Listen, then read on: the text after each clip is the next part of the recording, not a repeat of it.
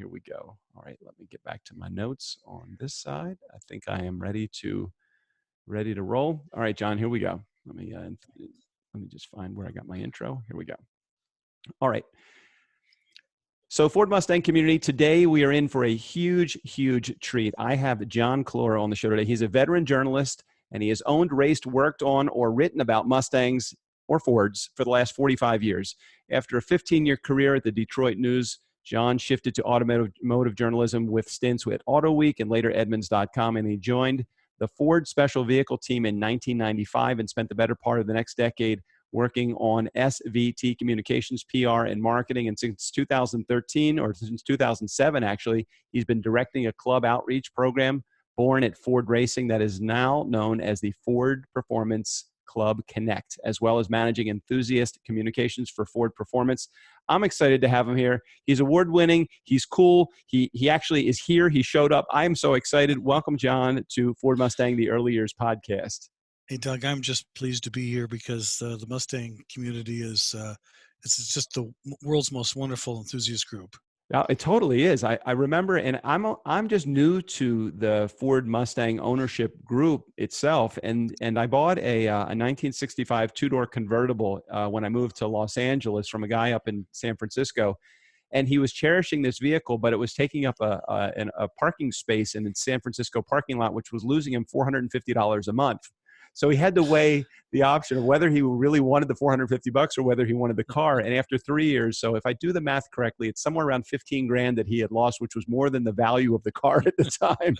So he sold the car to me with one promise: don't sell the car, don't flip the car. And I said, no, I'm not a car flipper. I want to buy it. I want to own it. I was born in 64, and then the car is a 65. So we're about the same age. We're 55 for about 6 months of the year together.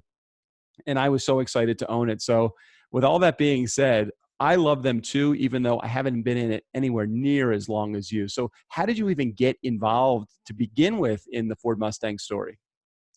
Well, I mean, like most good Mustang people, they'll tell you, that it all starts with their family. And I coined a phrase probably 15 years ago. It says, everybody has a Mustang story. And you don't have to own one.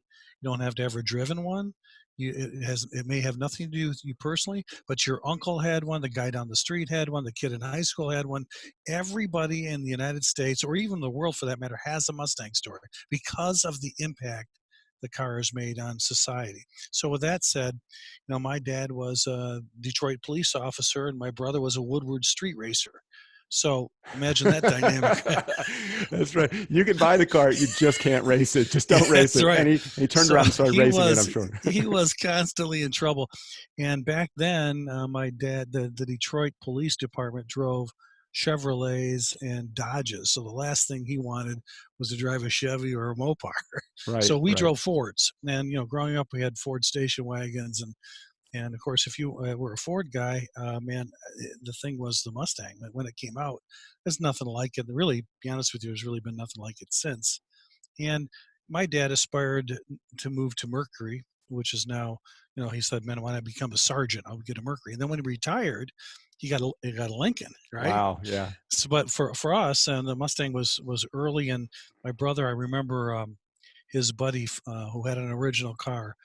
When the 67 came out, the 390 came out, he pulls up in our backyard with a 390 GT, and I thought I just saw Jesus. It was like nothing like that car ever, and I remember he didn't have it long, as I remember he totaled it, and but that whole experience with that car, there's nothing really looked or sounded or had the persona of that car growing up. And so by the time I got to the age to buy a car, and this is after my brother got himself in a lot of trouble, and I saved a couple of grand. I walked into a dealership and saw a 1970 Mustang Mach 1. Wow. I said, I really like the 69 over the 70 because it had that little scoop in the quarter. And so they had one left. And so I went to my dad. I was going to Wayne State University in Detroit. I was a good student, was not in trouble. And I didn't have enough cash. It was like $3,500, I had like $2,000. But can you imagine $2,000 in cash back then in 1970? I don't even know if that gets you more than the center console on today's Mustangs, You can't buy wheels. Exactly. You can't buy a wheel. So I remember just telling him, hey, listen, I want to show you something before you freak out. Could you come with me and I brought that 2000 like a Detroit roll of cash. Right. We walked into the dealership and I said, I want to buy this car. Here's $2,000. Handed it in his hand and I said, I'm not going to get in trouble. This is a car I've always dreamed of. I've saved this even while going to school, paying my own tuition. I didn't have student loans. And he looked at me and he gave me the cop face, Doug. Uh-oh. Yeah, when I got the cop face, I'm going, what was the question? He said, you want that? And over there was the last 69 they had. It was red, shaker. I mean, it was everything, the Magnum 500s. And I said, yeah, that's what I want. He goes, why? It kind of caught me. I was not ready for the why. Because I want to be cool, Dad. I want to be cool. No, so I, just like a dummy, I came up with the first two things that came into my head. I said, well, why do I want that? Well, it's red. And, it's got a 4-speed. That's what I want. I don't know how that came out, but he looked at the Mach 1 and he looked at me and took my $2,000 and walked into the salesman's office. And I said, this is unbelievable, because I thought he would fight me or say, no, you're going to be like your brother. You're going to get arrested. You're going to have tickets and speed and night street racer. He walked out and he goes, well, we're ready to go. I go, well, they didn't move it. He goes, oh, no, it's out here. And I go, no, that's the one I want right here in the showroom. That's the only 69 they got left. And we walked out there and here I pulled a red 4-speed Pinto. I learned to drive on a 72 Pinto. It was orange. There you go. Oh, yeah, no. I got the 2-liter. I got the 2-liter with a manual transmission. Paid for it in cash. I guess I had like, he gave me $8 back or something, like 19 something. How heartbroken were you? Well, I mean, I'm going to college. I said, that's it. I'm never going to meet a girl, and this is over. But I got to tell you, it made me want that Mustang even more. And in school, it didn't make me not like the brand anymore. I was in school maybe a month with that little 2-liter Pinto, and I ran into a Ford engineer who was racing in Formula 2000 back then.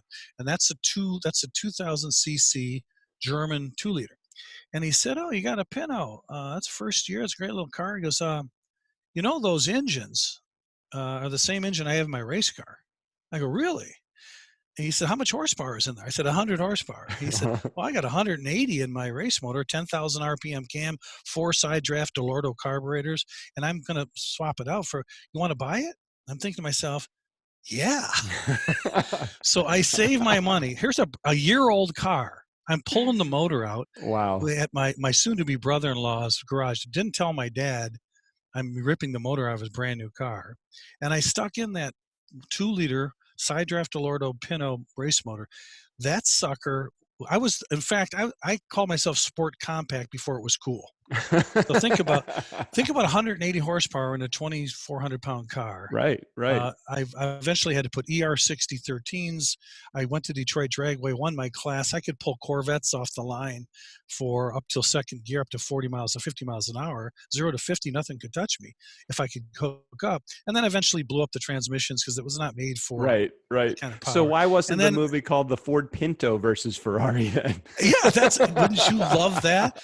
Well, I mean, so eventually it got to the point where I was like everybody else when the Arab oil debacle came, big car, you were parking Shelbys, but they were selling those. But I had this Pinto that was known on Woodward. And so I made the big mistake of going to Wayne Gap and Jack Roush in Livonia, Michigan, and buying a V8 swap kit for it.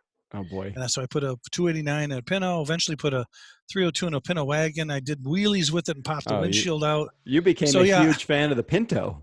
Well, my wife then finally came up to me and said, we're not blowing up any more of your cars. Why don't you wanted a Mustang, go buy a car that comes with a V8. Yeah, why are you messing around with all the modifications? Yeah, and towing my car home after I blow it up. So it was 1977 or 77. Mm-hmm. The only V8 Mustang was the Cobra 2. Yeah. And everybody talks about the Cobra 2, the Malaise era, but it's not the lowest horsepower Mustang that ever lived. The 81 and 82 Fox bodies actually had few with the 255. Right. So I said, you know what? I think I'll do that. We didn't have kids at the time, and So I went out and popped for a 77. Unfortunately, they pushed me into 78, which means I got those big Cobra lettered stripes on the side of the billboard car, which Didn't was like that, garish. didn't, No, right? I wanted the Shelby stripes, you know.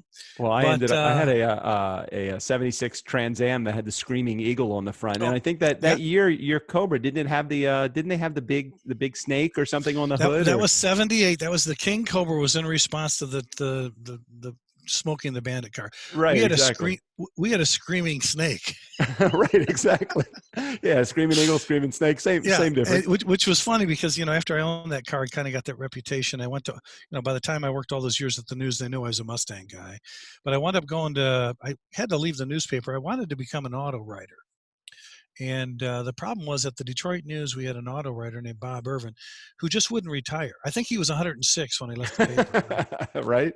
He would not retire. So is that when you started making the transition from enthusiast to actually Yeah, professional in the I world? could. I mean, I wound up in the sports department, but there was no way to become the auto writer at the sixth largest paper in the country unless the guy retired. So I got an opportunity. My buddy, who was a national desk editor there, Jim Sawyer, got a job at AutoWeek, which was downtown Detroit, Hmm. in the shadow of the Rensen.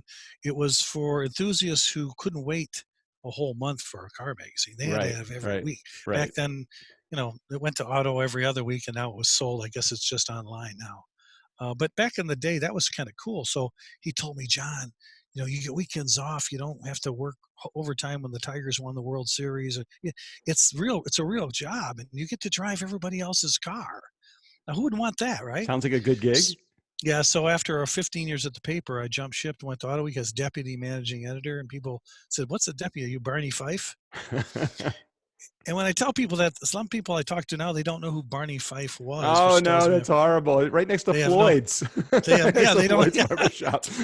So the deputy managing editor is the guy that does the magazine work while the managing editor goes out and plays with cars. Oh, okay. So if you were late leaving the office, instead of getting a Ferrari or a BMW or a Corvette, you wound up with a Kia or the C1500 pickup, Yeah, or, yeah. you know, you drive what's left. So, but it was cool. You know, I did get to drive all the cool stuff. I would pull home. We drove a different car every night. You were assigned a car for the weekends. I always gravitated toward the Celine Mustangs, I went to the Ford. I loved Mustangs, you know, and when I come home, they would say to me, "Hey, you don't have your husband's got different cars in the driveway every week. Why is that?" And I'd say, "Well," my wife would go, "Because they said, "Is he selling drugs? Is he a drug dealer?" I said, "No, my husband's a auto journalist. He drives all those cool cars because he writes about them." So I got to tell you, why would you leave that job? Really think about it, Doug. Why would anybody leave that job? I For mean, something better. I don't know what the better would be though. well, that's it. I mean, they flew me across the world, and I drove convertibles on the coast of Ireland, and you know, I went from 140 pounds to 190 pounds in 3 years. They feed you, they Yeah. wine you, they dine you, and all the manufacturer wanted you to write something nice. You know, that's, I think, Right. the bottom line. But for me, as a Ford guy, when my managing editor quit AutoWeek and went to Ford, I said, "Why would you quit this? I mean, this is the dream job." He said, "My dad was a Ford engineer, and he worked on the retractable hardtop. I don't know if you remember those Galaxy 500 Yeah, retractables, yeah. which meant that his dad was insane. That's what they told me." I, how I many think how many what fuses did outlasted a it? Ford Galaxy? Everything. Yeah, I mean, and the retractable had like 9 miles of wiring and how many switches. It was ridiculous to engineer. But he said, "This is my opportunity to work at Ford." I said, "Well, where are you going?" He said, "I'm going to work at SVT, the special vehicle team." I said, "What would you be doing there?" And he said, "Well, this group does high performance Fords, mostly Mustangs and trucks. And the cool thing is they don't have an advertising budget." I said, It's "What?" it's unlimited. Yeah, I said, "Well, what do you mean?" He goes, "Well, I said, "How are you going to get the word out?" He said, "What they're doing is hiring guys from the Buff Books, and we will take our friends on drives and with the marketing manager and the engineering team, and then get them on the cover of the magazines. So that's how the word will get out." I said, "So very cool. But now that he's gone, you know, I got to play with the good cars, right?" So I didn't go right away. I didn't jump. He wanted me to be communications while he did PR. and I hung out for a while. But man, he kept coming over. I mean, stuff like a Cosworth Turbo and an Escort GT, a show motor and a Ranger pickup. They were doing crazy, like after a while, Doug, I just said, you know what, I got to do this. So jumped to SVT in 1929. My first event was the launch of the 95 Cobra R. And it's been a crazy roller coaster ride ever since. 10 years at SVT, 10 years at Ford Racing, and now we're Ford Performance. And working in the Enthusiast sandbox is the best place. That's the best job at Ford. Well, I remember, I think my introduction to you, I can't remember where it came from or who it came from, or maybe your name was just brought up to me. I saw you were in one of the documentaries. Was it about the 2015, the new, yeah, were you in that? I'm trying to remember where I saw you originally. I was in the first one. Was for the 50th anniversary. Right, right, right. I did a segment on the Mustang too, because eventually when I got to SVT, I bought one of those Cobra too, or King Cobras, by the way, and I used to park it in John Clor's spot, and he was the chief engineer of SVT, and I had a license plate, a personalized plate from Michigan that said B, the numeral 4, and a space, and then an SVT. And when Coletti's secretary called and she said, "Mr. Coletti would like to talk to you," it was, "Clor, get that pile of snot out of my spot." And he was driving a yellow Terminator at the time. And I said, "Why?" I said, "Why don't you just look at my plate?" He goes, "Just move it. What does the plate say?" I said, "It says B4 SVT." He goes, "What does that mean?" I says, "B4 SVT, Ford division thought you could make a Cobra with stickers." This was an homage to John, I was trying to, so that, to me, that was, SVT was I just never thought it would end. And then when it was shut down for a variety of reasons, a lot of people don't understand the politics that went on there. There was a revolving door of managers, and we were just a bunch of cowboys, essentially. I remember our first PR meeting. We walked into Ford division. We had 34 magazine covers, and Ford division had one. Oh my gosh. Yeah. But Doug, it's not because of me it was because we had the cool stuff. Mustang Right. Cobras and SVT Lightning pickups. That's what people, that's what got magazine covers. So to me, it was a logical extension of the career. And when it came time to launch the 50th, and I was already, I'd written my first book in 07, and I republished it in 09. I was working on a launch book. They had me do the outreach. I went to the 50th, got to be part of that. And since I was saying, if we're going to celebrate 50 years of a Mustang, how do we say, well, we like these certain years, we don't like it? Some guys didn't like Fox bodies Right, because they right. look too different. A lot of guys hated the Mustang too. They called it the Pinto Stang, which proves they've never read a book, because the car really didn't share the Pinto's platform. You couldn't bolt anything on a Pinto on a Mustang 2 or vice versa. It's just people that, it has this reputation. So I said to myself, okay, it's 50 years. Why would Ford want to celebrate a car that, when they say, well, the second gen didn't count? Because if you had 5 kids, would you not only invite 4 of them to dinner because you didn't like the second kid? No, You you know, include them all. Part of the you include them all. generation. Right, right. And as a matter of fact, that 74 car was car of the year, but it sold 380,000, almost 390,000, which at the time was the second best-selling Mustang in the history of the car. And Wow. last time I checked, Ford was in the business of selling popular cars. Well, So to me, that's why I was in that video for Ford. I drove by that time I had a 77 T-top. I was part of that thing, and then with being part of the launch, and then by the time I had my second book, and started to make the circuit, my job was to do outreach with clubs. So by going to shows all over the country, speaking at events, speaking at club meetings, Ford got to give me out there in the community to build a relationship, and through that I was able to establish, who I was and what I mean to the Mustang, which is, man, be one of its greatest advocates that it can be. yeah, and you are, and you are. I hear that over and over again. And I'm really curious because you have been involved with a lot of the marketing of much of those vehicles as they've come out over the generations. Is a lot of the what you're seeing on the street in the shape of the Mustangs, are they Ford sharing with the community what Ford knows that the community is going to want, or is it the other way around, that the market demanding from Ford, this is what we want in the car? Because as I was watching, I think it was either a faster horse or one of the documentaries that was written about the Mustangs. It's amazing to me where I think that where the shape of the car is coming from. But in your estimation, where is the car hitting the street, from Ford reaching out to the community, or the community reaching back to Ford and saying, this is what we want from you? Well, initially, the car was not. It was like kind of like that's why the name of that movie was A Faster Horse, because they asked Henry, "Hey, how did you come up with this idea for a car? Did you ask people what they wanted?" And he said, "If I would have asked people what they wanted, they would have said a Right, faster horse." right. But initially, that's why it's so key to Mustang's heritage, because originally, the Mustang program, as it was conceived and developed, was absolutely stillborn. Henry the second one, nothing to do with it. Hmm. 1962 was 2 years after they killed the Edsel. The last thing he wants is another new car that's going to Right, definitely sell. right. Absolutely not. And if you think back to 65, every single Ford in 1965 was redesigned. There was no money for any new car. But thank goodness for guys like Iacocca and Hal Sperlich and the guys that we call the Fairlane Committee, Yeah. because when they came up with this idea, and I was told from Sperlich that when Iacocca became president of Ford division, he wanted to change the stodgy image of the company, because safety doesn't sell unless you're Volvo. Right. So so he went home to his daughter and he told his daughter, "Honey, I'm the president of Ford division now, and I can get a car for you. What Ford would you like?" You know what she said? "None, Daddy." Make a cooler one. Yeah, that's basically what she said. "I don't like anything. There's nothing cool." She wanted a Corvair.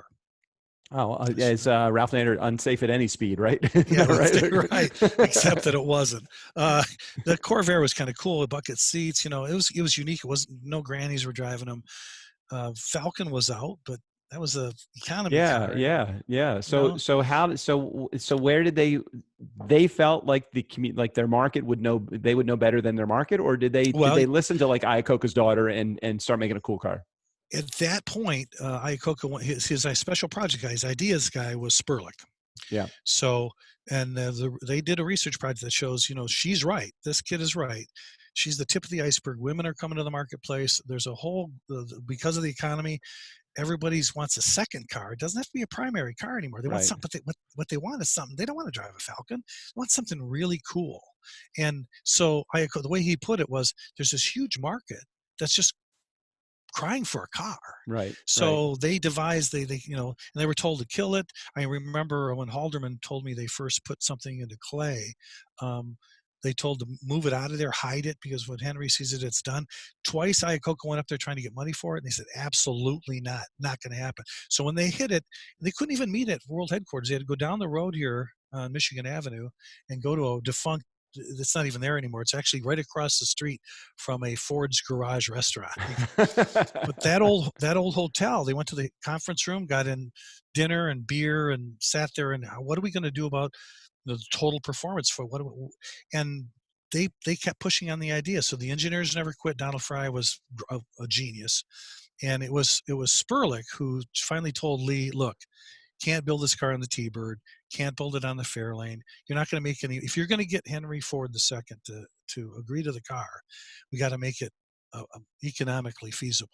So it was Sperlich that locked himself down in engineering. Here's a marketing guy, and sat with those guys to figure out, how do we get this beautiful body Hmm. onto something like the Falcon, which is pretty robust, cheap, inexpensive. I mean, it's the right car. And after 3 days, they came up with the hard points. The rest of it was pretty much history. He kept telling Lee, "We got to do it." The third time was the charm. They went upstairs. A great story about how they finally got approval. And when it was finally approved, even Ford brass didn't want it. Everybody hated it. The people that drove it on the test track here in Dearborn, what a terrible car. This will never sell. It's too much. It's nothing like we sell. You're right. It's nothing like we sell. Well, that's But why they for the wanted it. perseverance of that original team Mustang is why we have Mustang. And unlike today, it was there. That was the driving force. Now you and I, Doug, we're the driving force. So well, and that's good. It's good to know that the market can actually drive the big companies like Ford. And I'm thinking back to the movie as I was watching Ford versus Ferrari. How essential was the mid '60s win at Le Mans to the explosion of the Mustang into the market? Because it wasn't a Mustang that won it was just brought No, performance to Ford rather than family car. And Mustang was not making the headlines. So people don't, there's so much misinformation about the car. It was not a muscle car when Mustang came out by any stretch of the imagination. Think of 1964, the GTO comes Right. out. It's a Right. mid-sized Tempest, but a 389 with tri-power, a big block in a medium-sized car with tri-power, that'll outrun anything Right. and outgun Right. any. A little 289 head was no match for it. But Ford was so hell bent on total performance, and the idea was change hearts and minds, get in their heads that we can do great performance cars. Hence the 62 Thunderbolt lightweights, the Galaxy lightweights to go racing, NASCAR. Those drag racing cars were key. And then when they thought, what if we go on the world stage, and go out and go to Le Mans? Well, Right. Right. what do we got? We can't. We have nothing to compete with Ferrari. We try Lola's help. I mean, but the genius of this team, the special projects team, of saying, well, let's do all. Let's at every circle we can go out to get Ford on the map.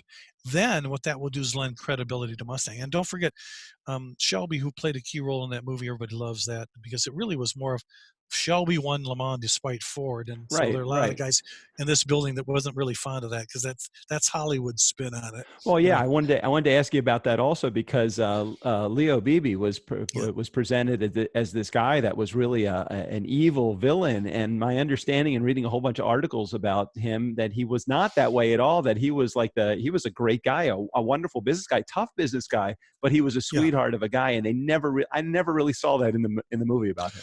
No, and that's because that wouldn't fit with the Hollywood aspect of making that. I mean, you always have to have a villain. There's got to be Right. drama, Right. right? But no, Leo wasn't like that at all. And the thing was, they say he orchestrated the finish. That came from up top. That was not Leo at all. Yeah. He was a problem solver. And I remember he had said something. He'd seen Mr. Ford in the hallway saying the weekend before he left for Le Mans, saying, we're going to, I hope we can get this for you. And he said, no, no, you will win. That was they gave away these little postcards. You will win to everybody on the program. I was lucky at Ford Racing to work with a guy who, believe it or not, Mose Nolan, who actually built the 427s for those race cars. And then Wow. getting to meet a guy like Holman and Moody. If you go down and meet John Holman's son, Yeah. and and to realize those cars, if you look at the VIN number in a Ford GT, it says Holman and Moody's manufacturer.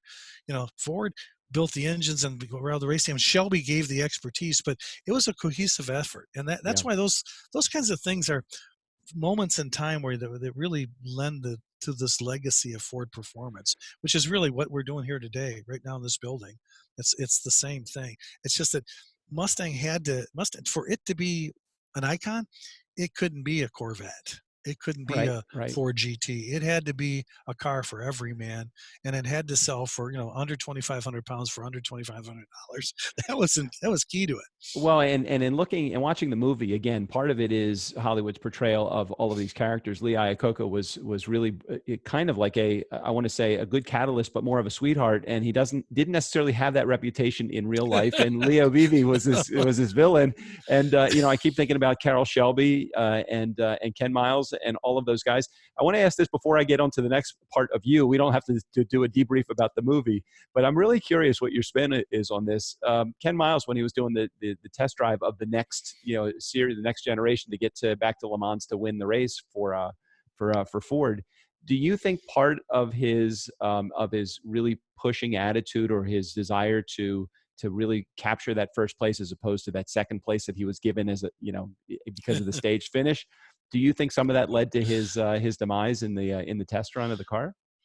Uh, it's very possible. A lot of the way people drive is their persona, and you can't really separate the two. And sometimes it's a good thing, and sometimes it's a bad thing because it does push people past their own limits. Yeah. I remember when I was still at AutoWeek, I volunteered to go the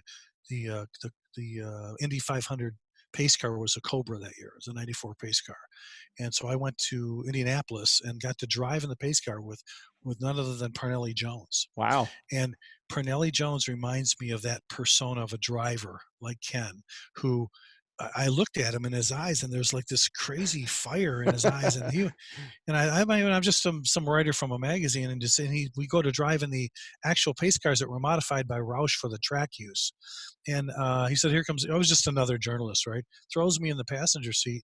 We pull out. I had a helmet on, but we pull out to the wall, and by the time we were doing 110, that mirror, Doug, the mirror on the Cobra was, I swear, an inch from the wall.